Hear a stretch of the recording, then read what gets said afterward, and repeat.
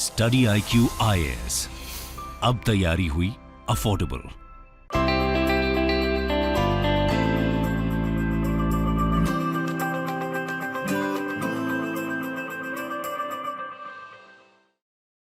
नमस्कार दोस्तों, रिसेंटली आपने देखा होगा ब्लैक स्वान इवेंट को लेकर बहुत चर्चा हो रही है देश के अंदर।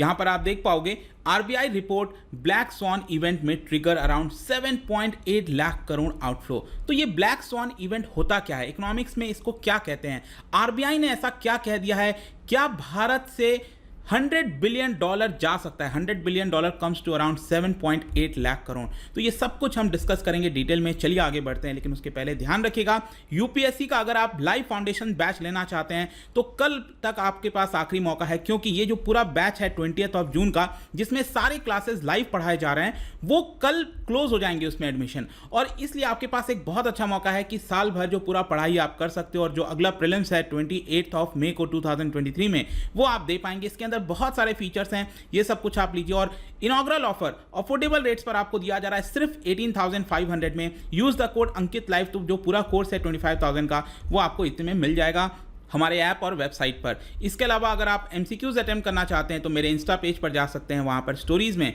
जितने भी MCQs हैं उसको आप अटेम्प्ट कर पाएंगे। चलिए शुरुआत करते हैं और सबसे पहले देखते हैं एग्जैक्टली अभी हो क्या रहा है। देखिए, RBI के द्वारा एक स्टडी कराई गई थी और उस स्टडी के अंदर यह पाया गया कि in case of major global risk scenario, मतलब कि विश्व भर में अगर आप अभी देखो तो आपको देखने को मिल रहा होगा जो सेंट्रल बैंक्स हैं वो अपने इंटरेस्ट रेट को बढ़ाते जा रहे हैं। और यहां पर कहीं ना कहीं एक जो ग्लोबल रिस्क है विश्व के अंदर बढ़ रहा है, क्योंकि अभी अगर आप देखो तो यहाँ पर जो रशिया और यूक्रेन का वॉर है खत्म नहीं हुआ है और इन्फ्लेशन बहुत तेजी से बढ़ता जा रहा है। इन्फ्लेशन के डर से यहाँ पर इंटरेस्ट रेट को बढ़ाना पड़ा है। तो आगे आने वाले समय में अगर जो ग्लोबल रिस्क सिनेरियो है वो और ज़्यादा बढ़ जाता है और अचानक से GDP के अगर ऊपर इंपैक्ट आएगा तो इसकी वजह से ये एक ब्लैक स्वान इवेंट आप कह सकते हो। और यहाँ पर $100 बिलियन करीब 7.8 लाख करोड़ रुपीस भारत से वापस जा सकता है। तो आप सोच के देखिए, अगर इतना बड़ा आउटफ्लो होगा तो इसका डायरेक्ट इंपैक्ट भारत की इकोनॉमी, भारत का जो रुपी है उसके ऊपर आपको देखने को मिलेगा। तो अब हम आते हैं थोड़ा डिटेल से समझते हैं कि ब्लैक स्वान इवेंट क्या होता है, इसको क्यों बोला जा रहा है।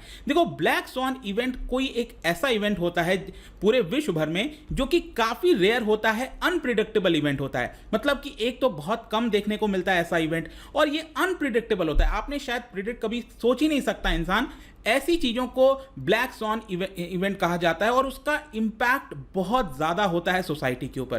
तो आई होप कि आप समझ पा रहे होंगे। इसमें 3 कैरेक्टरिस्टिक्स हैं, आपको ध्यान रखना है। आपके एग्जाम में पूछ सकता है कि इन कैरेक्टरिस्टिक्स में से कौन कौन सा ब्लैक स्वान इवेंट से रिलेटेड है। तो ध्यान रखिएगा, सबसे पहला ये एक्सट्रीम रेयर होता है, बहुत कम देखने को मिलता है, जिसको आप कभी एक्सपेक्ट नहीं कर सकते। एक तो ये कैरेक्टरिस्टिक हो गया। दूसरा, severe impact after the hit, मतलब एक बार अगर ये इवेंट हो गया तो इसका बहुत बड़ा असर आपको सोसाइटी के ऊपर, विश्व के ऊपर, देश के ऊपर ये देखने को मिलेगा। तो ये दूसरा कैरेक्टरिस्टिक है। तीसरा ये है कि बेसिकली ये कहा जाता है कि जब ये इवेंट हो जाता है उसके कुछ टाइम बाद इसका कारण देखने की कोशिश की जाती है। आपने देखा होगा जैसे कोविड हो गया, कोविड में आपने देखा होगा उसके बाद बहुत कोशिश की जा रही है कि क्या कुछ ऐसा हो सकता था, नहीं हो सकता था। तो कहीं ना कहीं आगे चलकर ऐसा लगता है कि ये हमारे विश्व के अंदर कहीं ना कहीं ये इवेंट छुपा हुआ था लेकिन हमें नजर नहीं आ रहा था। तो ये जो तीनों कैरेक्टरिस्टिक्स हैं अगर आप मिला दो तो इस तरह के इवेंट को कहा जाता है ब्लैक स्वान इवेंट। अब ये जो टर्म है ब्लैक स्वान इवेंट, ये आया कहां से, किसने दिया? तो आप देख पाओगे यहां पर एक ऑथर है और इन्वेस्टर हैं जिनका नाम है नसीम निकोलस तलेब। ध्यान रखिएगा 2001 में यहां पर इन्होंने इसके बारे में कहा था और आगे चलकर 2007 में एक बुक इन्होंने लिखी, ये आप देख सकते हो, the black swan the impact of highly improbable. ये नसीम निकोलस तलेब के द्वारा लिखा गया था, 2007 में पब्लिश हुआ था पहली बार, और उसके अंदर ये काफी ज्यादा टर्म पॉपुलराइज हो गया।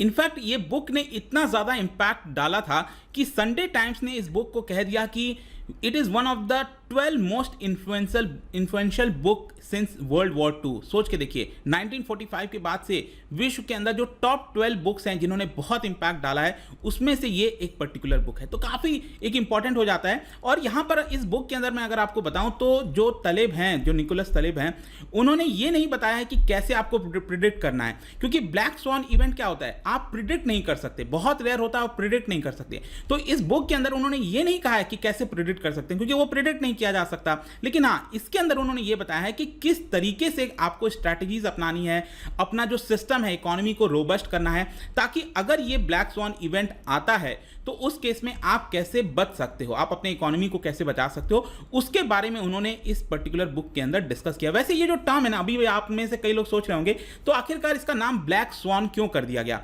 देखिए ये एक प्रकार का मेटाफर है। एक्चुअली क्या हुआ था कि 1697 तक जो यूरोपियंस हैं, यूरोप के जो देश हैं, वहाँ पर जो लोग रह रहे हैं, वो ऐसा सोचते थे कि जो स्वान होता है वो सिर्फ वाइट कलर में होते हैं।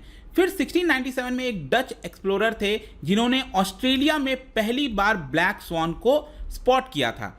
तो क्योंकि क्या होता है कि अचानक से कोई चीज हुआ ना, राइट, तो उसी चीज को यहां पर इससे जोड़ दिया गया कि आज तक आप बिलीव करते थे कि ये ऐसा ही होता है और ये ऐसा कभी हो ही नहीं सकता, लेकिन अचानक से क्या हुआ कि आपने देखा कि ये तो ब्लैक में भी होता है। इसीलिए ये जो टर्म है ब्लैक स्वान को इस पर्टिकुलर इकोनॉमी के साथ यहां पर जोड़ दिया गया निकोलस तलेब के द्वारा। तो आई होप कि आप समझ पा रहे होगे यहां पर कि किस तरह से ये पूरा नाम आया। अब क्वेश्चन ये है कि ब्लैक स्वान इवेंट आप किसको कह सकते हो, मतलब कि पास्ट में कितने सारे हुए हैं। 2008 में जो ग्लोबल फाइनेंशियल क्राइसिस है, जिसमें बूमिंग हाउसिंग मार्केट जो हुआ था, जो यूएस के अंदर सडन क्रैश हुआ था, वहां पर उसको एक प्रकार से यहां पर आप ब्लैक स्वान इवेंट के तौर पर देख सकते हैं, जिसकी वजह से काफी बड़ा लॉस हुआ था। शेयर मार्केट, हर कोई बहुत ज्यादा लॉस देखने को मिल रहा था। इसके अलावा सोवियत यूनियन का फॉल ब्लैक स्वान इवेंट के तौर पर आप कह सकते हैं। टेररिस्ट जो अटैक हुआ था 9/11 जिसको कहा जाता है अमेरिका के अंदर, ये सब आपका ब्लैक स्वान इवेंट के कैटेगरी में आएंगे। क्योंकि आप खुद सोचिए जो पूरा अटैक हुआ था 11 सितंबर 2001 में, उसके बाद कितना ज्यादा जियोपॉलिटिक्स चेंज हो गया, अमेरिका जो है अफगानिस्तान में आ गया। तो आज तक आप उसका सब जो परिणाम है वो सब कुछ आप देख ही रहे होंगे। लेकिन यहां पर क्वेश्चन कई बार लोग पूछते हैं कि क्या कोविड-19 क्या ये ब्लैक स्वान इवेंट था। देखो कोविड-19 को भी ज्यादातर लोगों के द्वारा ब्लैक स्वान इवेंट कहा जाता है, लेकिन खुद यहां पर जो तलेब हैं जिन्होंने ये बुक लिखी थी, उनका ये कहना था कि नहीं, मैं नहीं मानता कि कोविड-19 ब्लैक स्वान इवेंट है। मैं सोचता हूं कि ये जो कोविड-19 था ये व्हाइट स्वान इवेंट था। क्यों? क्योंकि व्हाइट स्वान क्या होता है कि आप चीज को प्रिडिक्ट कर सकते हो। आ रहा समझ में? देखो इंपैक्ट दोनों का बहुत ज्यादा होता है, ब्लैक स्वान इवेंट का भी और व्हाइट स्वान इवेंट का भी। लेकिन ब्लैक में क्या है कि ये अचानक से आता है, आपको पता भी नहीं होता, और व्हाइट स्वान इवेंट में मतलब आप प्रिडिक्ट कर सकते हैं उसको, मतलब डिफिकल्ट होता है लेकिन आप प्रिडिक्ट कर सकते हैं। तो उनका यही कहना था कि जो कंपनीज हैं, गवर्नमेंट हैं, उनको पहले से प्रिडिक्ट करना था कि कुछ इस प्रकार का, कई बार लोगों ने कुछ कहा था, कुछ लोगों ने लिखा था कि ये इस तरह का कोई वायरस फैल सकता है, कभी भी आ सकता है, पेंडेमिक आ सकता है, राइट। 100 साल पहले भी इस तरह का पेंडेमिक देखने को मिला था, स्पेन से शुरुआत हुआ था। तो ये जो सारी चीजें हैं ये आप प्रिडिक्ट कर सकते थे, तो इसको ब्लैक स्वान इवेंट कहना गलत होगा, ये इनफैक्ट व्हाइट स्वान इवेंट है। तो अब मैं आता हूं कि यहां पर आरबीआई के द्वारा क्या कहा गया। देखो आरबीआई ने बेसिकली जो कैपिटल आउटफ्लो है उसके कॉन्टेक्स्ट में ये क्या है, कैपिटल आउटफ्लो का बेसिकली पोर्टफोलियो फ्लोज आप देख सकते हो। एक्चुअली आपने देखा होगा बहुत सारा जो पैसा है यहाँ पर शेयर मार्केट में भारत के अंदर आता रहता है। आपने देखा होगा कोविड के समय क्या था, इंटरेस्ट रेट बहुत कम था, तो इसकी वजह से यहाँ पर यूएस में लोग बोरो कर रहे थे पैसा, और उस पैसे को कहाँ निवेश कर रहे थे, भारत जैसे डेवलपिंग कंट्रीज में, क्योंकि यहाँ पर मार्केट बूम हो रहा था। तो इसकी वजह से बहुत सारा पैसा भारत में आ तो गया, लेकिन ये तो सेंटिमेंट के बेसिस पर चलता है ना। अगर मान लो अब वापस से यूएस के अंदर इंटरेस्ट रेट बढ़ने लगेगा, चीजें और खराब होने लगेंगी, इन्फ्लेशन बढ़ रहा है, ऑयल के प्राइसेस बढ़ने लगेंगे, तो ऑटोमेटिकली क्या होगा, जो सेंटिमेंट है वो चेंज हो जाएगा, और अचानक से फिर आपको वापस से जो पूरा पैसा है भारत से बाहर जाने लगेगा। तो ये जो इवेंट हो सकता है, ऐसा सोचा जा रहा है इनके द्वारा, वो ये कह रहे हैं कि ये ब्लैक स्वान इवेंट की तरह हो सकता है, और इसकी वजह से हमारे जीडीपी का 3.2% पैसा बाहर जा सकता है, विच इज अराउंड $100 बिलियन या फिर 7.8 लाख करोड़ रुपीस आप कह सकते हो, राइट।